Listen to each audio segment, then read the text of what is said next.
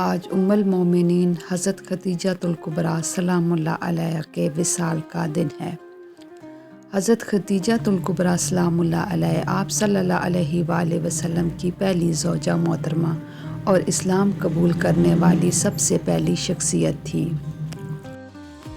آپ مکہ کی معزز، مالدار اور باوقار خواتین تھیں۔ سچائی، پاک دامنی اور امانتداری کی وجہ سے طاہرہ کہلاتی تھی۔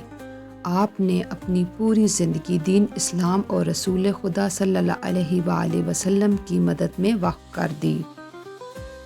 جب نبی کریم صلی اللہ علیہ وآلہ وسلم پر پہلی وحی نازل ہوئی تو سب سے پہلے ایمان لانے والی ہستی حضرت خدیجۃ الکبریٰ سلام اللہ علیہا تھی۔ آپ نے مشکل ترین وقت میں رسول خدا صلی اللہ علیہ وآلہ وسلم کو تسلی دی اور فرمایا، اللہ تعالیٰ آپ کو ہرگز رسوا نہیں کرے گا، کیونکہ آپ صلہ رحمی کرتے ہیں، سچ بولتے ہیں، بیمار اور کمزوروں کا سہارا بنتے ہیں۔ اسلام کے ابتدائی زمانے میں کفار مکہ نے مسلمانوں کا بائیکاٹ کر دیا۔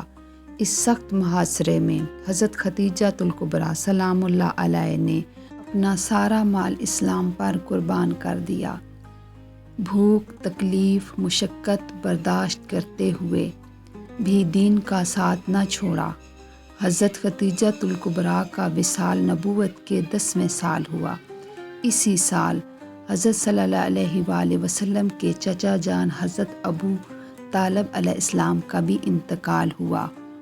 اس سال کو ام الحزن، غم کا سال کہا جاتا ہے۔ جنت کی خوشخبری پانے والی عظیم خاتون، رسول خدا صلی اللہ علیہ وآلہ وسلم کی سب سے محبوب زوجہ حضرت فاطمہ الزہرا سلام اللہ علیہا کی والدہ ماجدہ، نبی کریم صلی اللہ علیہ وآلہ وسلم زندگی بھر حضرت خدیجۃ الکبریٰ سلام اللہ علیہا کو یاد فرماتے رہے۔ سلام ان عظیم ہستی پر جنہوں نے اپنا مال، اپنی زندگی اور اپنی محبت اسلام پر قربان کر دی۔ اللہم صلی علی محمد وآل محمد وعجل فرج آل محمد۔ مزید اسلامی ویڈیو کے لیے چینل کو سبسکرائب ضرور کیجیے گا۔ ویڈیو پسند آئے تو لائک اور کمنٹ لازمی کیجیے گا۔ جزاک اللہ۔